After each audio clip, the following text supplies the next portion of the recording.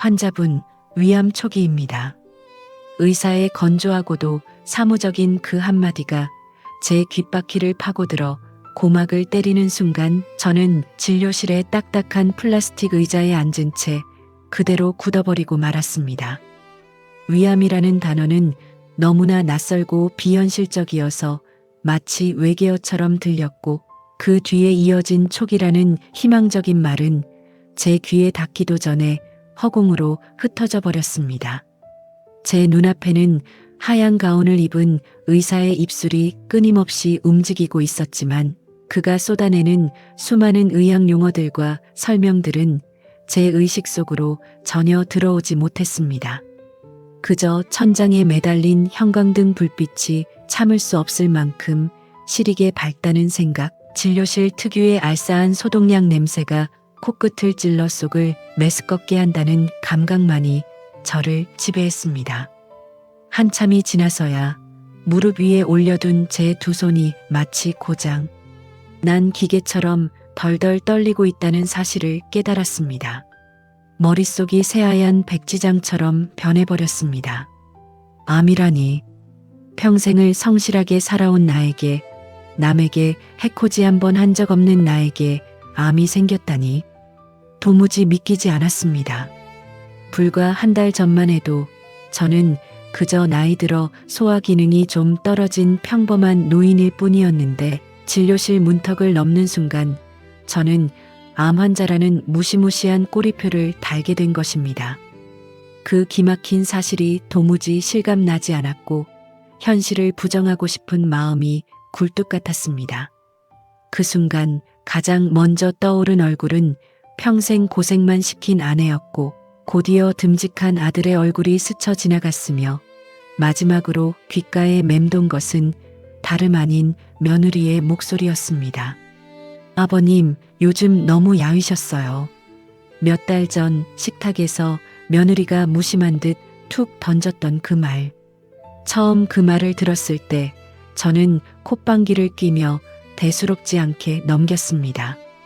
며느리가 또 무슨 쓸데없는 잔소리를 하나 싶었고 나이가 들면 근육이 빠지고 살도 빠지는 게 당연한 자연의 섭리 아닌가 생각했습니다. 그저 입맛이 좀 없어서 덜 먹으니 살이 빠지는 거겠지. 별일 아니라고 치부했습니다. 하지만 지금 돌이켜 생각해보니 그때가 시작이었습니다. 며느리가 뭔가 이상하다고 직감하고 제 얼굴을 유심히 살피던 바로 그 순간부터 제 몸은 이미 저에게 다급한 구조 신호를 보내고 있었던 겁니다. 저는 그 신호를 무시했지만 며느리는 놓치지 않았습니다. 속쓰림은 언제부터 시작되었던 걸까요? 기억을 아무리 더듬어 봐도 정확한 시점을 짚어낼 수가 없습니다. 마치 가랑비에 옷 젖듯이 서서히 아주 은밀하게 제 몸을 잠식해 왔기 때문입니다. 그저 밥숟가락을 놓기가 무섭게 속이 더부룩했고 습관처럼 소화제를 찾아 입안에 털어넣는 게 일상이 되었습니다. 아침에 눈을 뜨면 명치 끝이 묵직하게 뻐근했고 시도 때도 없이 트림이 올라왔으며 가끔은 신물이 식도를 타고 넘어와 인상을 찌푸리곤 했습니다. 처음엔 어제 저녁을 좀 급하게 먹어서 체했나 보다 했고 며칠 지나면 자연스럽게 나아지겠지 안일하게 생각했습니다. 주변 친구들도 다들 소화가 안 된다고 하니 나이 들면 을에 겪는 통과 의례 같은 거라고 스스로를 합리화했습니다. 아내 또한 비슷한 증상을 호소하곤 했으니까요. 우리 또래 노인들이 모이면 하는 이야기가 다 거기서 거기였습니다. 아이고, 요즘은 통 소화가 안 돼서 죽겠어. 나도 그래, 약국 가서 소화제 사 먹는 게 일이야. 친구들을 만나면 누가 어디가 더 아픈지 경쟁하듯 이야기했고 아픈 곳이 없는 사람이 오히려 이상한 취급을 받았습니다. 그러니 저도 제 몸의 이상 신호를 그저 노화의 한 과정이려니 늙어가는 서글픈 증거려니 하고 무덤덤하게 받아들였습니다. 병원에 가서 검사를 받아봐야겠다는 생각은 꿈에도 하지 않았습니다. 병원은 아파서 죽을 것 같을 때나 가는 곳이지 고작 소화불량 따위로 갈 곳은 아니라고 생각했습니다. 며느리가 처음 병원에 가보시라고 조심스럽게 권유했을 때도 저는 단호하게 고개를 저었습니다. 무슨 병원이냐? 그냥 소화가 좀 안 되는 건데 유난 떨지 마라. 며느리의 걱정을 과잉 반응으로 취급하며 핀잔을 주었습니다. 괜히 병원에 갔다가 별거 아닌 걸로 이것저것 검사하라고 하면 돈만 들고 시간만 낭비하는 거라고 요즘 병원들은 멀쩡한 사람도 환자로 만든다고 투덜거렸습니다. 며느리는 그래도 한번 검사라도 받아보시는 게 좋지 않겠냐고 재차 말했지만 저는 듣기 싫다는 듯 손사래를 치며 자리를 피했습니다. 약국 약 먹으면 금방 낫는다니까 그러네. 저는 제 고집이 쇠심줄보다 질기다는 것을 그때는 미처 알지 못했습니다. 사실 며느리와의 관계가 살갑거나 다정한 편은 아니었습니다. 아들이 결혼하고 분가하지 않고 같이 살게 되었지만 며느리는 시아버지인 저를 늘 어려워하고 조심스러워했고 저 또한 그런 며느리가 편치만은 않았습니다. 식사 자리에서도 꼭 필요한 말만 몇 마디 주고받고는 각자 밥 먹기에 바쁜 서먹한 사이였습니다. 아내는 며느리가 착하고 순하다고 칭찬했지만 무뚝뚝한 제 눈에는 그저 튀지 않고 무난한 평범한 며느리로 보일 뿐이었습니다. 특별히 밉지도 않았지만 그렇다고 살가운 정이 느껴지지도 않는 딱 그 정도의 거리감이 우리 사이에 존재했습니다. 그런 며느리가 유독 제 건강 문제에 있어서만큼은 평소와 다르게 집요하게 굴기 시작한 게 언제부터였는지 모르겠습니다. 식사하다가 제가 무심코 속이 불편해 얼굴을 찌푸리면 귀신같이 알아채고는 아버님, 속 안 좋으세요? 라고 물었고 제가 소화제를 찾으려고 두리번거리면 어느새 물과 약을 챙겨들고 제 앞에 서 있었습니다. 밥상에 올라오는 반찬들도 하나둘씩 바뀌기 시작했습니다. 맵고 짠 음식 대신 심심하고 부드러운 음식들이 주를 이루었고 소화가 잘 되는 양배추찜이나 무나물 같은 것들이 자주 올라왔습니다. 처음에는 며느리가 시부모 건강 생각해서 신경 쓰는 척하는 거겠거니 했는데 그 빈도가 점점 잦아지고 며느리의 표정에서 진심 어린 걱정이 묻어나는 것을 느끼면서 저도 조금씩 의아해지기 시작했습니다. 며느리는 저를 볼 때마다 마치 시한폭탄을 안고 있는 사람을 보듯 불안해하는 눈빛이었습니다. 아버님, 얼굴색이 너무 안 좋아 보여요. 황달기 있는 거 아니에요? 어느 날 저녁 식사 후 과일을 깎던 며느리가 심각한 표정으로 제 얼굴을 뚫어져라 쳐다보며 말했습니다. 평소 거울을 잘 보지 않는 저는 제 얼굴색이 어떤지 전혀 모르고 있었습니다.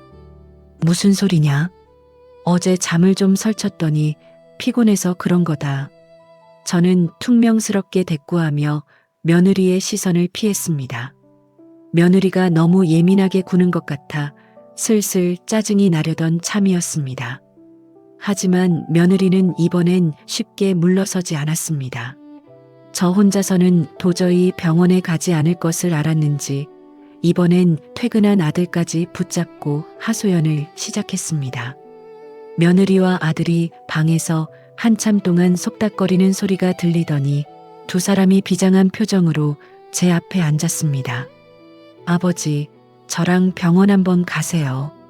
그냥 소화기 내과 가서 내시경 한 번만 받아보세요. 아들의 목소리에는 평소와 다른 절박함과 걱정이 잔뜩 묻어 있었고 옆에 앉은 며느리는 간절한 눈빛으로 끊임없이 고개를 끄덕이며 저를 압박했습니다. 주방에서 설거지하던 아내까지 물 묻은 손을 닦으며 다가와 그래요, 여보. 애들 말대로 한번 가봐요. 믿져야 본전이라잖아요. 라며 거들었습니다. 세 사람이 저를 둘러싸고 한 목소리로 병원행을 종용하니 아무리 고집불통인 저라도 더 이상 버틸 재간이 없었습니다. 속으로는 여전히 별것도 아닌 일로 유난들은 이라고 생각했지만 자식들이 저렇게까지 걱정하는데 한 번만 져주자 싶은 마음도 들었습니다. 알았다, 알았어. 가면 될 거 아니냐. 결국 저는 항복 선언을 했고 며느리는 그제야 안도한 듯 밝은 표정으로 다음 주 병원 예약을 잡았습니다. 내시경 검사를 받던 날 아침 저는 도살장에 끌려가는 소처럼 억지로 병원으로 향했습니다. 어차피 검사해봤자 노인성 소화불량이나 가벼운 위염 정도 나올 게 뻔한데 이 귀한 시간에 병원에서 줄 서서 기다리는 게 영 마뜩잖았습니다. 며느리 마음 편하게 해주려고 오는 척이라도 해야지. 그런 심산이었습니다. 수면 내시경을 위해 약이 들어오고 잠이 들었다 깼을 때 저는 몽롱한 정신 속에서도 의사 선생의 심각하게 굳어있는 표정을 읽을 수 있었습니다. 모니터를 보며 간호사와 무언가 심각하게 속삭이는 모습을 보는 순간 덜컥 겁이 났습니다. 가슴이 쿵 하고 내려앉는 것 같았습니다. 조직 검사를 좀 해봐야겠습니다. 결과 나오면 일주일 뒤에 보호자분이랑 같이 오세요. 의사의 그 건조한 한마디를 들었을 때 본능적으로 뭔가 잘못되었다는 것을 직감했습니다. 단순히 위염이나 식도염이라면 그 자리에서 약 처방해주고 식습관 조심하라고 하고 끝날 텐데 조직 검사까지 한다는 건 분명 의심스러운 무언가가 발견되었다는 뜻이었습니다. 집으로 돌아오는 길 저는 아무 말도 할 수 없었습니다. 운전하는 아들의 옆모습을 보면서 조수석에 앉아 불안하게 손가락을 꼼지락거리는 며느리를 보면서 제 머릿속은 온통 혹시 하는 불길한 생각으로 가득 찼습니다. 그날 밤부터 저는 잠을 이룰 수가 없었습니다. 천장에 그려진 무늬가 괴물처럼 보이기도 하고 째깍거리는 시계 초침 소리가 제 수명을 카운트하는 소리처럼 들리기도 했습니다. 일주일이라는 시간이 마치 10년처럼 길게 느껴졌습니다. 드디어 결과를 들으러 가는 날이 밝았습니다. 아들은 중요한 회의 때문에 못 간다며 발을 동동 구르고 있었고 며느리가 자기가 모시고 가겠다며 나섰습니다. 저는 혼자 가도 된다고 너 바쁜데 굳이 올 필요 없다고 만류했지만 며느리는 아무 말 없이 현관에서 신발을 신고 있었습니다. 단호한 표정으로 가방을 챙겨 들고 나서는 며느리의 뒷모습을 보며 저는 더 이상 고집을 부릴 수 없었습니다. 그렇게 며느리와 저 어색한 시아버지와 며느리 둘이서 병원 대기실에 앉아 있었습니다. 제 이름이 호명되고 진료실 문을 열고 들어갈 때 며느리도 벌떡 일어나 제 뒤를 따랐습니다.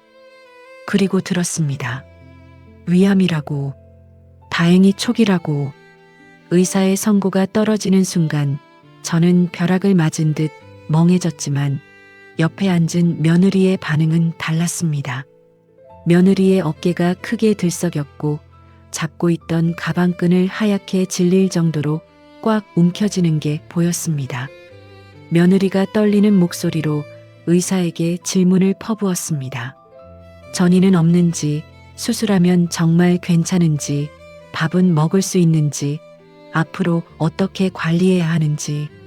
평소에 조용하던 모습은 온데간데였고 마치 제 보호자가 아니라 제 친딸이라도 되는 것처럼, 아니 저 자신보다 더 절박하게 매달렸습니다.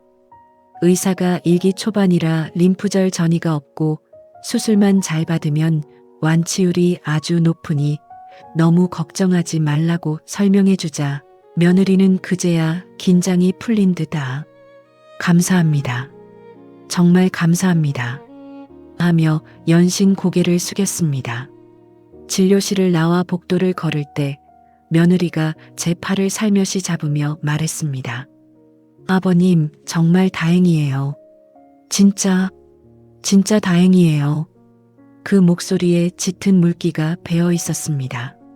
며느리가 고개를 돌려 손등으로 눈가를 훔치는 모습을 곁눈질로 보며 저는 그제야 며느리가 지난 일주일 동안 아니 병원에 가보라고 말하기 시작했던 몇 달 전부터 얼마나 마음을 졸이며 걱정했는지 깨달았습니다. 저 아이는 알고 있었던 겁니다. 제 몸이 보내는 신호를, 제가 무시하고 외면했던 그 경고를 저 아이는 놓치지 않고 불안해하며 지켜보고 있었던 겁니다.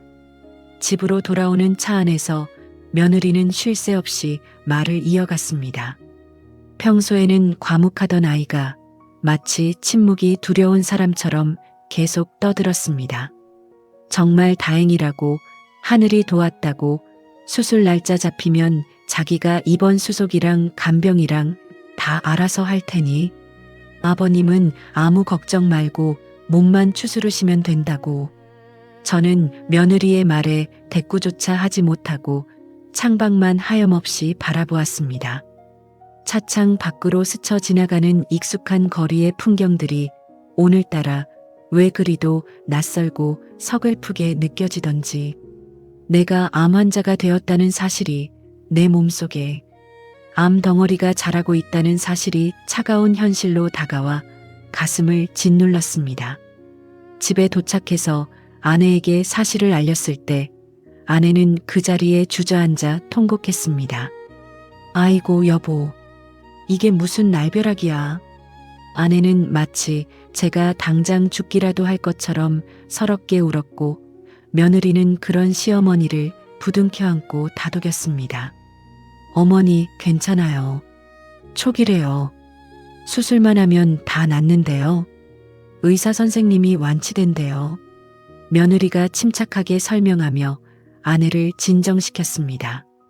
저녁에 아들이 퇴근하고 돌아왔을 때도 며느리가 먼저 나서서 상황을 설명했습니다. 놀랄 아들을 배려해 최대한 차분하고 담담한 목소리로 희망적인 부분들을 강조하며 이야기했습니다.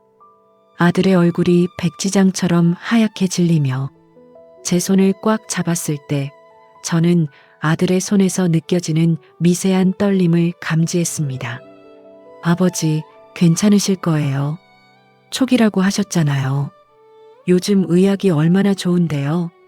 아들의 목소리는 떨리고 있었지만 저를 안심시키기 위해 애써 씩씩한 척하려는 게 보여서 더 마음이 아팠습니다. 늙고 병든 아비가 되어 자식들에게 걱정만 끼치는 것 같아 미안하고 면목이 없었습니다.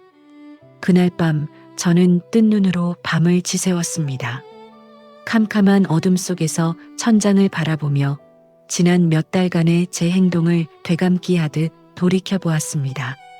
며느리가 밥상머리에서 했던 잔소리들, 병원에 가보라며 귀찮게 했던 순간들, 걱정스런 눈빛으로 저를 쳐다보던 시선들. 그때는 그 모든 게 귀찮은 참견이라고만 생각했습니다. 노인의 건강을 염려하는 며느리의 유난이라고 치부했습니다. 하지만 이제야 뼈저리게 깨달았습니다. 며느리의 그 잔소리가 아니었다면, 그 끈질긴 관심과 설득이 아니었다면 저는 여전히 소화제나 사 먹으며 미련하게 버티고 있었을 겁니다. 그러다 통증을 참을 수 없게 되었을 때 병원을 찾았다면 그때는 이미 손을 쓸 수 없는 말기였을지도 모릅니다. 생각만 해도 등골이 오싹했습니다. 며느리의 잔소리가 저를 죽음의 문턱에서 낚아채 살려낸 생명줄이었습니다. 무시하려 했던 그 작은 목소리들이 모여 제 목숨을 구한 것입니다. 수술 날짜는 2주 뒤로 잡혔습니다. 그 2주라는 시간 동안 저는 수술을 위한 온갖 검사를 받아야 했습니다. CT를 찍고 MRI를 찍고 피를 뽑고 심전도를 검사하고 병원을 제 집 드나들듯 해야 했습니다.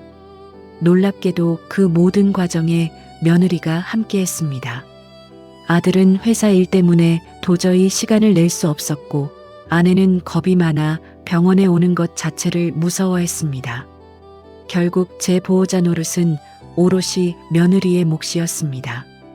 회사는 어떡하고 이렇게 매일 따라다니냐? 눈치 안 보이냐? 대기실 의자에 앉아 미안한 마음에 툭 던지듯 물었습니다. 괜찮아요, 아버님.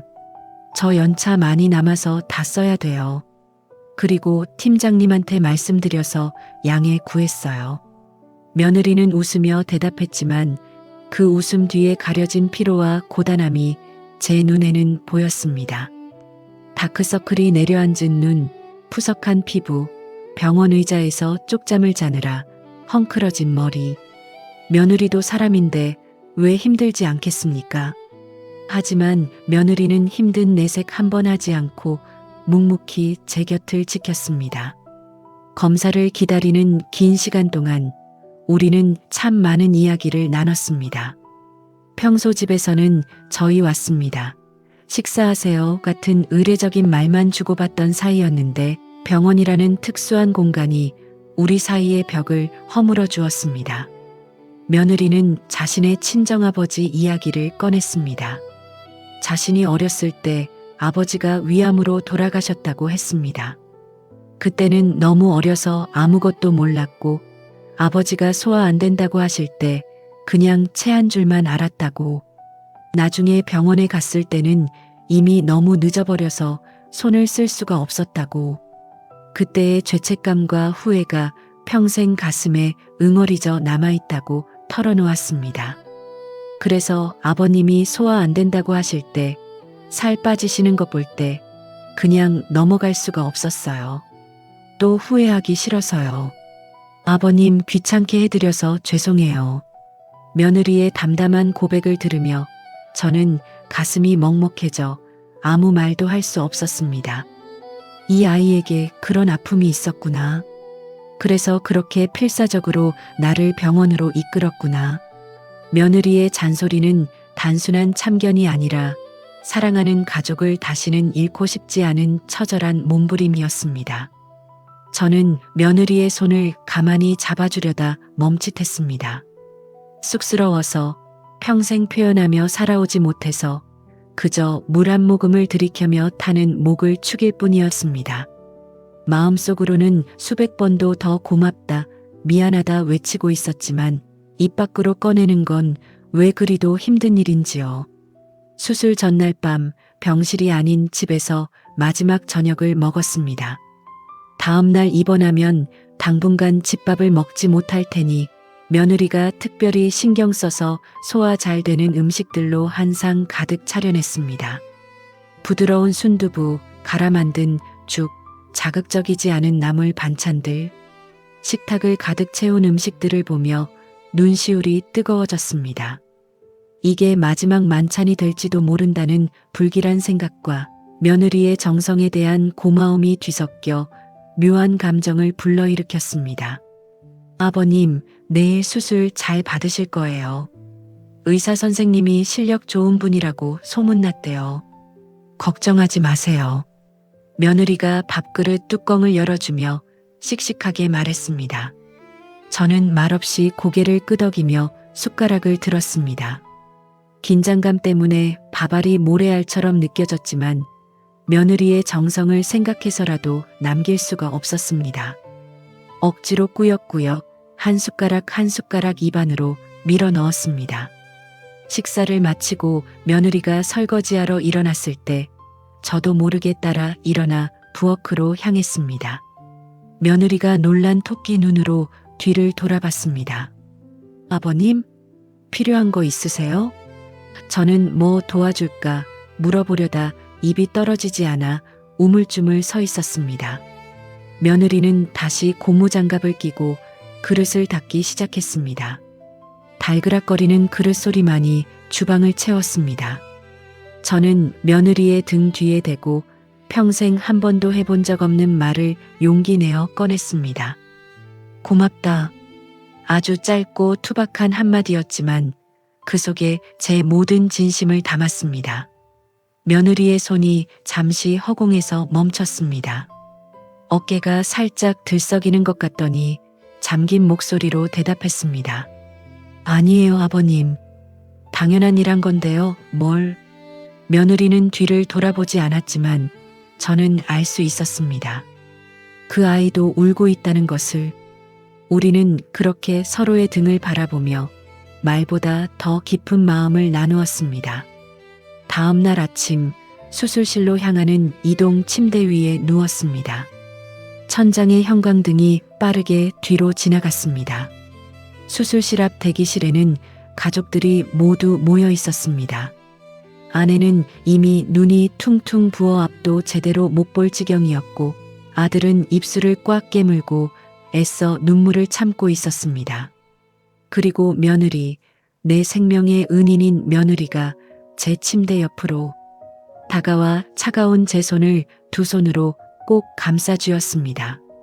아버님, 저 밖에서 기도하고 있을게요. 꼭 건강하게 나오셔야 해요. 아셨죠? 며느리의 손은 얼음장처럼 차가웠고 가늘게 떨리고 있었습니다. 하지만 그 손에서 전해지는 온기는 그 어떤 난로보다 뜨거웠습니다. 저는 며느리의 손을 힘주어 마주 잡았습니다. 그래, 걱정 마라. 내가 꼭 살아서 나오마. 내 덕분에 살았으니 보란듯이 일어나마. 마음속으로 굳게 약속하며 고개를 끄덕였습니다. 수술실의 육중한 철문이 열리고 차가운 공기가 훅 끼쳐왔습니다. 가족들의 얼굴이 문 너머로 사라지는 마지막 순간까지 저는 며느리의 간절한 눈빛을 놓지 않았습니다. 마취과 의사가 산소 마스크를 씌우며 숫자를 세라고 했습니다. 하나, 둘, 셋. 의식이 흐려지는 그 짧은 찰나, 주마등처럼 스쳐 지나간 것은 제 인생의 화려했던 순간들이 아니었습니다. 그저 며느리가 끓여준 따뜻한 죽 한 그릇, 걱정스럽게 쳐다보던 그 눈빛, 그리고 내 손을 잡아주던 그 따뜻한 온기였습니다. 살아야겠다. 반드시 살아서 저 아이에게 빚을 갚아야겠다. 그 마지막 생각을 끝으로 저는 깊은 잠속으로 빠져들었습니다. 병원에서의 길고 고통스러웠던 시간을 뒤로하고 마침내 그토록 그리워하던 집으로 돌아온 첫날. 밤의 기억은 지금도 제 뇌리에 선명한 낙인처럼 박혀 있습니다. 병실의 좁고 딱딱한 침대가 아니라 40년을 내 몸처럼 함께해 온 내 방의 침대에 누웠을 때 당연히 느껴져야 할 안도감 대신 기묘한 이질감이 온몸을 휘감았습니다. 등을 받쳐주는 매트리스의 감촉은 분명 익숙한 것이었지만 정작 그 위에 누워있는 제 몸은 예전의 주인이 아니었습니다. 천장을 바라보았습니다. 매일 밤 잠들기 전 무심코 마주했던 그 익숙한 벽지의 무늬들이 그날 밤엔 마치 처음 와보는 타인의 집 천장처럼 생경하게 느껴졌습니다. 이불에서 나는 우리 집 특유의 섬유유연제 냄새조차 낯설었고 바로 옆에서 규칙적으로 들려오는 아내의 숨소리마저 까마득히 먼 곳에서 들려오는 타인의 인기척처럼 느껴져 도무지 잠을 이룰 수가 없었습니다. 이 집에서 보낸 세월이 무려 40년인데 이 방에서 청춘을 보내고 자식들을 키워내고 수천 번의 밤을 지새웠는데 어째서 그날 밤 저는 철저한 이방인이 되어 뜬 눈으로 밤을 지새워야 했을까요? 아마도 그것은 수술 전에 건강하고 당당했던 가장으로서의 나와 장기 하나를 덜어내고 약해질 대로 약해진 지금의 나 사이의 괴리감이 너무나 컸기 때문일 것입니다. 깊은 새벽, 참을 수 없는 배고픔이 밀려왔습니다. 시계를 확인해 보니 새벽 2시가 지나고 있었습니다. 병원에 입원해 있을 때는 간호사가 정해진 시간에 맞춰 규칙적으로 음식을 가져다 주었기에 끼니 걱정을 할 필요가 없었지만 집은 달랐습니다. 텅 빈 위장은 밥을 달라고 아우성쳤고 이 배고픔을 해결하려면 누군가의 도움을 받아야만 했습니다. 그러나 그 대상은 오직 내 옆에서 곤히 잠든 아내뿐이었습니다. 칠흑 같은 어둠 속에서 아내의 자는 얼굴을 내려다보며 미안함과 죄책감이 파도처럼 밀려왔습니다. 종일 퇴원 수속을 밟고 짐을 정리하고 제 수발을 드느라 지칠 대로 지쳤을 사람을 이 새벽에 깨워야 한다는 사실이 마음을 천근만근 무겁게 눌렀습니다. 하지만 위장의 상당 부분을 절제한 수술 후에 제 몸은 배고픔을 조금도 참아내지 못했습니다. 위가 작아져서 조금씩 자주 먹어야만 하는 몸이 되어버렸기 때문에 이때의 허기는 건강할 때 느끼던 단순한 식욕이 아니라 식은땀이 흐르고 손이 떨리는 생존을 위협하는 날카로운 통증이었습니다. 결국 저는 염치불고하고 아주 작은 목소리로 아내를 불러야만 했습니다. 배가 고프다는 그 짧은 한마디를 내뱉는 것이 왜 그리도 힘들고 서러웠는지 모릅니다. 제 작은 부름에도 아내는 마치 기다리기라도 했다는 듯이 용수철처럼 벌떡 일어났습니다. 잠이 덜 깨어 눈도 제대로 뜨지 못한 상태였지만 아내는 군말 한마디 없이 허둥지둥 부엌으로 향했습니다. 전자레인지가 돌아가는 소리, 그릇이 부딪히는 달그락거리는 소리가 고요한 새벽 집안을 울렸습니다. 잠시 후 김이 모락모락 나는 데워진 죽을 들고 들어온 아내의 모습에 저는 고개를 들 수가 없었습니다. 침대에 힘없이 기대 앉아 아내가 내민 따뜻한 죽을 한술 뜨며 저는 문득 서글픈 깨달음을 얻었습니다. 내가 이제는 하루에 5번씩 시간을 가리지 않고 끼니를 챙겨 먹어야 하는 사람이 되었다는 것, 그리고 칠흑 같은 밤중이라도 배가 고프면 누군가의 단잠을 방해해야만 생존할 수 있는 나약한 존재가 되었다는 사실이 뼈저리게 다가왔습니다. 숟가락을 들고 죽을 삼키며 슬그머니 아내의 얼굴을 살폈습니다. 반쯤 감긴 눈, 헝클어진 머리카락, 화장기 없는 푸석한 피부, 아내의 얼굴 곳곳에 저 때문에 쌓인 피곤함이 덕지덕지 내려앉아 있었습니다. 나 하나 살리겠다고, 나 하나 편하게 해주겠다고 이 사람도 잠을 제대로 못 자고 시들어가고 있다는 생각에 목구멍이 뜨거워져 죽이 잘 넘어가지 않았습니다. 다음 날 아침 일찍 며느리가 집으로 찾아왔습니다. 출근 준비로 분초를 다투며 바쁠 시간인데도 아이의 손에는 보온병이 들려 있었습니다. 아버님 드시기 편하게 미음을 끓여왔다는 며느리의 목소리는 평소처럼 밝았지만 그 속에 담긴 정성이 얼마나 묵직한 것인지 저는 단번에 알 수 있었습니다. 거실에서 출근 준비를 하던 아들이 아내를 재촉하며 미연아라고 이름을 불렀습니다. 그 이름을 듣는 순간 제 머릿속에 작은 파문이 일었습니다. 며느리가 우리 집 식구가 된 지 벌써 몇 해가 지났는데 저는 단 한 번도 그 아이의 이름을 따뜻하게 불러준 적이 없었습니다. 늘 얘 혹은 며느라, 새아가라고만 불렀지 미연아라고 다정하게 이름을 불러본 기억이 단 한 번도 없었습니다. 그런데 지금 돌이켜 생각해보니 미연이는 단순한 며느리가 아니라 저를 살린 은인이었고 진정한 우리 가족이었습니다. 소화가 안 된다고 고집을 피우던 저를 억지로 병원으로 이끌고 겁에 질려 수술을 거부하던 저를 밤새 설득하고 회복을 돕는 그 모든 과정의 중심에 미연이가 있었습니다. 그런 아이의 이름조차 제대로 불러주지 못했던 무심하고 정없는 시아버지가 바로 저였습니다.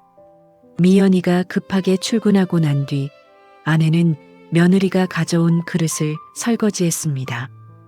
부엌에서 들려오는 물 흐르는 소리와 그릇 씻는 소리가 그날따라 유난히 크게 들렸습니다. 그 소리는 마치 제가 얼마나 많은 사람들의 희생과 도움, 위에 간신히 살아가고 있는지를 일깨워주는 경종과도 같았습니다. 퇴원 후 사흘째 되던 날, 저는 인생에서 가장 비참한 순간을 맞이했습니다.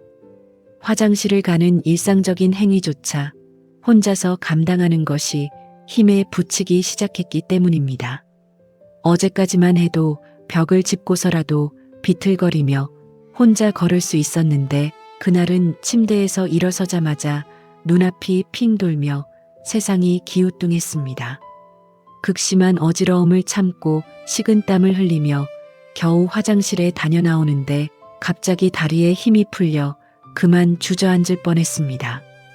그때 어디선가 아내가 바람처럼 달려와 휘청거리는 저를 부축했습니다. 아내는 저를 마치 걸음마를 배우는 어린아이를 달래듯 조심스럽게 침대까지 데려가 눕혔습니다. 다시 침대에 누워 천장을 바라보며 저는 깊은 자괴감의 늪으로 빠져들었습니다. 이른 평생을 누구의 도움 없이 제 손으로 가족을 건사하며 당당하게 살아왔는데 이제는 화장실조차 혼자 가지 못해 아내의 부축을 받아야 하는 신세가 되었다는 사실이 참을 수 없이 한심했습니다. 제 자신이 너무나 초라하고 비참해서 견딜 수가 없었습니다. 그날부터 아내는 제가 화장실에 갈 때마다 그림자처럼 따라붙었습니다. 화장실 문 앞에서 제가 나올 때까지 숨죽여 기다렸다가 문이 열리면 다시 부축해서 침대로 데려왔습니다. 저는 괜찮다고, 혼자 할 수 있다고, 제발 그러지 말라고 수없이 말했지만 아내는 단호했습니다. 혹시라도 넘어지면 큰일 난다며, 만약에라도 다치면 어쩌려고 그러냐며 아내는 제 고집을 꺾었습니다.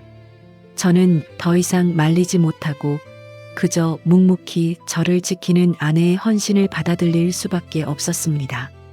일주일쯤 지났을 무렵 제 안에 쌓여있던 울분과 스트레스가 기어이 터지고 말았습니다. 그날따라 유난히 기분이 저조했습니다. 아침에 눈을 떴을 때부터 가슴이 답답하고 숨이 막히는 듯한 기분이 들었습니다.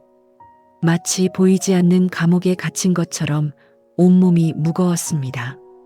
아내가 또다시 힘얼건 죽을 가져왔을 때 저는 이성의 끈을 놓고 참았던 화를 폭발시키고 말았습니다. 매일 죽만 먹으라는 거냐고, 도대체 언제까지 이런 걸 먹어야 하냐고 소리를 질렀습니다. 제 입에서 나온 거친 소리에 아내가 놀란 토끼 눈으로 저를 바라보았습니다. 사실 저도 제가 왜 그러는지 정확히 알 수 없었습니다. 그저 화가 났습니다. 아무 맛도 느낄 수 없는 밍밍한 죽이 싫었고, 이 답답한 상황이 싫었고, 침대에만 무력하게 누워 있어야 하는 제 처지가 싫었고, 아무것도 할 수 없는 이 병든 몸뚱이가 죽도록 싫었습니다. 아내는 한동안 말없이 저를 바라보다가 차갑게 가라앉은 목소리로 무엇을 먹고 싶은지 물었습니다. 40년을 함께 살면서 한 번도 들어보지 못한 아내의 낯선 목소리였습니다. 저는 대답할 수 없었습니다.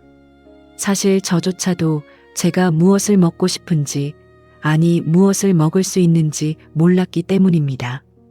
그저 화풀이 대상이 필요했을 뿐이라는 것을 깨닫자 부끄러움이 밀려왔습니다. 아내는 아무 말 없이 그릇을 들고 부엌으로 들어갔습니다. 한참 동안 부엌에서는 아무런 소리도 들리지 않았습니다. 정막이 흐르는 집안에서 저는 뒤늦은 후회로 가슴을 쳤습니다. 그러다 얼마 후 아내가 다시 방문을 열고 들어왔습니다. 아내의 손에는 쌀알만 있는 흰죽이 아니라 계란을 곱게 풀어 만든 노란 계란죽이 들려 있었습니다. 김이 모락모락 나는 따뜻한 죽을 내미는 아내의 손끝이 미세하게 떨리고 있는 게 보였습니다. 목소리 또한 물기에 젖어 떨리고 있었습니다. 이건 좀 넘기기 편할 거라고 말하는 그 떨리는 목소리를 듣는 순간 저는 비로소 깨달았습니다. 아내도 지쳐 있다는 것을, 나만 힘든 게 아니라 아내도 한계에 다다랐다는 것을 말입니다. 매일 새벽부터 일어나 죽을 끓이고 밤마다 제 호출에 잠을 설치고 화장실까지 따라다니며 노심초사하는 아내의 살. 또한 지옥과 다를 바 없었을 것입니다. 저는 겨우 입을 떼어 미안하다고 사과했습니다. 아내는 고개를 돌려 눈물을 훔쳤고 우리는 그렇게 한동안 말없이 앉아 서로의 상처를 보듬었습니다. 첫눈이 내리던 날을 기억합니다. 퇴원하고 보름쯤 지났을 때였습니다. 아침에 일어나 창밖을 보는데 하얀 눈송이가 나풀나풀 떨어지고 있었습니다. 창가로 다가가 유리창 너머의 세상을 바라보았습니다. 언제부터인지 아내가 제 옆에 와서 섰습니다. 우리는 나란히 서서 소리 없이 쌓이는 눈을 바라보았습니다. 온 세상이 하얗게 덮여가는 모습은 마치 모든 것이 새롭게 시작되는 것 같은 착각을 불러일으켰습니다. 하지만 동시에 가슴 한구석이 깊이 서글퍼졌습니다. 작년 이맘때는 건강한 몸으로 밖에서 이 눈을 맞았는데 올해는 이렇게 창문 너머로 바라만 봐야 하는 신세가 되었다는 것이 이렇게 병든 몸으로 혹독한 겨울을 맞이하게 되었다는 사실이 마음을 스산하게 만들었습니다. 내년 겨울에는 우리 같이 밖에 나가서 눈 구경을 할 수 있겠냐는 아내의 조용한 물음에 저는 말없이 고개를 끄덕였습니다. 그래야 한다고, 반드시 그렇게 될 거라고 스스로에게 다짐하듯 강하게 되뇌었습니다. 오랜 친구 김 씨가 병문안을 왔던 날도 잊을 수 없습니다. 양손 가득 과일 바구니를 들고 온 김 씨는 오랜만에 보는 반가운 얼굴이었습니다. 하지만 저를 보자마자 굳어지는 그의 표정에서 저는 제 상태를 직감할 수 있었습니다.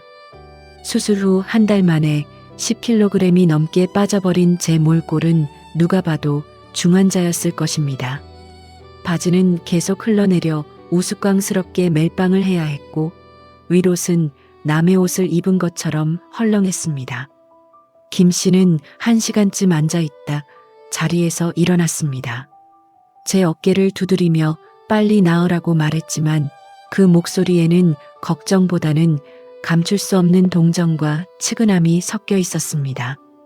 현관문이 닫히는 소리를 들으며 저는 생각했습니다.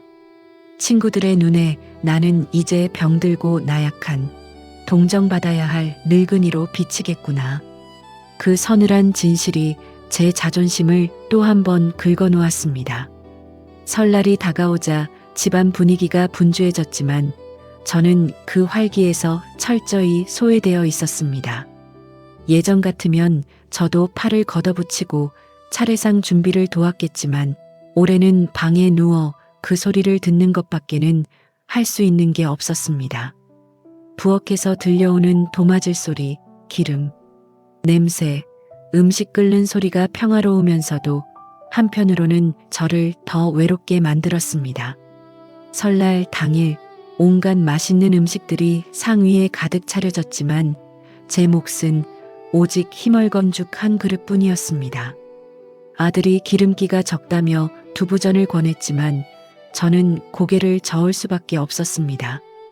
기름 냄새만 맡아도 속이 울렁거렸기 때문입니다. 가족들이 맛있게 명절 음식을 먹는 모습을 지켜보며 저는 물만 홀짝거렸습니다. 명절인데 명절 음식을 먹지 못하는 처지, 가족들이 즐거워하는 순간에 혼자 동떨어져 있는 소외감이 저를 짓눌렀습니다. 날이 조금 풀리자 아내는 산책을 제안했습니다. 말이 산책이지 그것은 생존을 위한 처절한 재활 훈련이나 다름없었습니다. 집 근처 공원까지 가는 그 짧은 거리가 왜 그리도 멀게 느껴지던지 숨이 턱끝까지 차올라 몇 번이나 멈춰 서야 했습니다. 아내의 팔을 생명줄처럼 붙잡고 한 걸음 옮기는 제 모습은 각 걸음마를 배우는 아기와 다를 바 없었습니다. 공원 벤치에 주저앉아 거친 숨을 몰아쉴 때 아내가 제 손을 잡아주었습니다. 아내의 손등에 깊게 잡힌 주름이 그날따라 더 선명하게 보였습니다. 언제 이렇게 늙었나 싶어 마음이 아렸습니다. 아내도 저처럼 저와 함께 늙어가고 있었습니다. 그날부터 우리는 비가 오나 눈이 오나 매일 공원으로 출근 도장을 찍었습니다. 처음엔 입구까지, 그 다음엔 벤치까지, 그 다음엔 분수대까지. 개미가 이동하듯 아주 조금씩 하지만 멈추지 않고 거리를 늘려갔습니다. 한 달쯤 지나자 비로소 아내의 부축 없이 혼자서 걸을 수 있게 되었습니다. 이제 혼자 걸어도 되겠다고 큰 소리쳤지만 아내는 여전히 제 옆에서 한 발자국 떨어진 채 함께 걸었습니다. 혹시라도 제가 비틀거릴까봐 노심초사하는 아내의 마음을 알기에 저는 더 이상 아내를 말리지 않았습니다. 어느덧 봄이 왔습니다. 개나리가 노랗게 피어나고 목련이 하얗게 봉오리를 터뜨렸습니다. 벚꽃이 흐드러지게 핀 길을 아내와 함께 걸었습니다. 바람이 불 때마다 떨어지는 꽃잎이 제 머리와 어깨에 내려앉았습니다. 작년 이맘때는 아무 생각 없이 걷던 이 길이 올해는 너무나 소중하고 특별하게 느껴졌습니다. 정기검진에서 의사는 회복이 잘 되고 있다며 다만 체중이 너무 빠졌으니 억지로라도 더 먹어야 한다고 당부했습니다. 집으로 돌아오는 길 아내와 며느리는 결과가 좋다며 기뻐했지만 저는 마냥 웃을 수만은 없었습니다. 여전히 죽 위주의 식사를 해야 했고 조금만 움직여도 금방 방전되는 배터리처럼 지쳐버렸으니까요. 그러던 어느 날 기적처럼 몸이 가벼워진 것을 느꼈습니다. 밥을 먹기 시작했습니다. 죽이 아니라 쌀알이 살아있는 진짜 밥이었습니다. 비록 아기 밥그릇 하나 정도의 적은 양이었지만 입안에서 쌀알이 씹히는 그 식감은 감동 그 자체였습니다. 씹는다는 것이 이렇게 행복한 일인 줄 미처 몰랐습니다. 하지만 기쁨도 잠시 식사 후 1시간쯤 지나자 덤핑 증후군이 찾아왔습니다. 속이 더부룩해지더니 식은땀이 비 오듯 쏟아졌고 배가 풍선처럼 부풀어 올라 터질 것만 같았습니다. 극심한 어지러움에 침대에 쓰러져 헐떡여야 했습니다. 아내가 놀라 병원에 전화를 걸고 난리가 났습니다. 2시간쯤 지나 증상이 가라앉았지만 그 공포스러운 경험은 저를 다시 위축되게 만들었습니다. 조금만 방심해도 내 몸은 언제든 다시 무너질 수 있다는 경고 같았습니다. 여름의 무더위는 또 다른 시련이었습니다. 한낮의 열기는 체력이 바닥난 제 몸이 감당할 수 없었기에 우리는 해가 뜨기 전 새벽 공기를 마시며 공원을 걸어야 했습니다. 아내도 졸린 눈을 비비며 함께 나왔습니다. 땀을 뻘뻘 흘리면서도 불평 한마디 없이 내 곁을 지키는 아내의 뒷모습을 보며 저는 입술을 깨물었습니다. 반드시 건강해져야 한다고, 이 사람을 위해서라도 다시 일어나야 한다고 수천 번 다짐했습니다. 친구들과의 모임에 나갔다가 갈비찜을 앞에 두고 물만 마셔야 했던 날의 굴욕감, 마트에서 남들의 가득 찬 카트와 우리의 텅 빈 카트를 비교하며 느꼈던 초라함, 그 모든 순간들이 저를 힘들게 했지만 그때마다 저를 일으켜 세운 건 가족들이었습니다. 가을이 깊어가고 낙엽이 거리를 덮을 무렵 저는 처음으로 닭가슴살을 입에 댔습니다. 며느리가 아주 부드럽게 삶아 잘게 찢어준 고기 한 조각을 조심스럽게 입에 넣고 씹었습니다. 고기의 맛, 그 담백하고 고소한 맛이 입안에 퍼지는 순간 눈물이 왈칵 쏟아졌습니다. 고기를 씹어 넘길 수 있다는 게 이토록 감격스러운 일이라니, 살아있다는 게 이런 거구나 싶었습니다.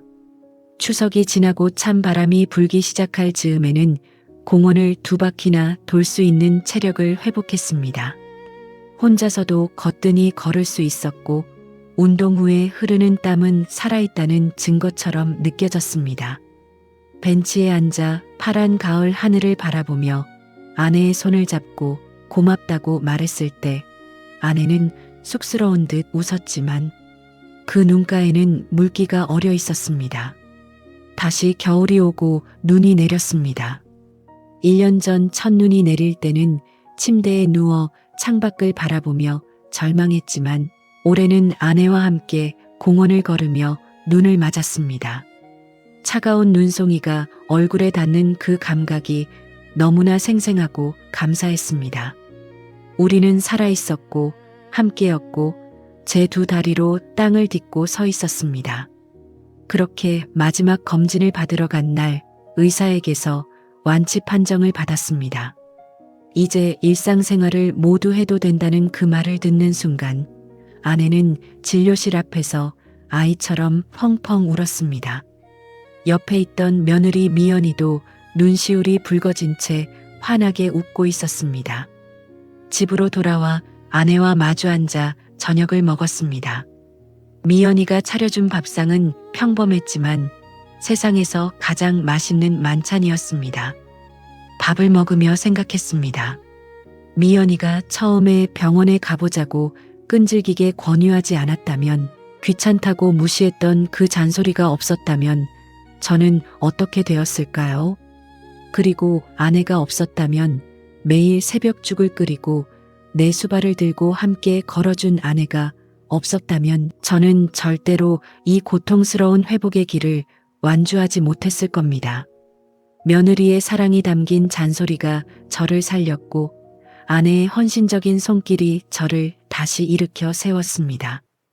지금도 며느리는 가끔 전화해서 안부를 묻습니다. 아버님, 식사는 잘하셨어요? 속은 괜찮으세요? 그 목소리를 들을 때마다 저는 가슴이 따뜻해집니다. 아내는 여전히 제 곁에서 저를 지킵니다. 밥 한 끼를 맛있게 먹을 수 있다는 것, 내 두 다리로 산책을 나갈 수 있다는 것, 가족과 함께 저녁을 먹으며 웃을 수 있다는 것. 이 평범하고 사소해 보이는 일상들이 얼마나 기적 같은 일인지 저는 죽음의 문턱을 갔다 오고 나서야 비로소 알게 되었습니다. 여러분도 혹시 주변 사람들의 작은 걱정을 무심코 흘려듣고 계신 건 아닌가요?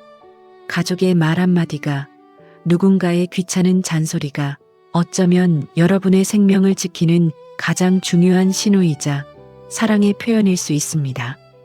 나를 살게 한 그 사랑과 관심에 깊이 감사하며 오늘도 저는 아내와 함께 공원을 걷습니다. 그 길 위에서 저는 매일매일 확인합니다. 내가 살아있음을, 그리고 사랑받고 있음을 말입니다.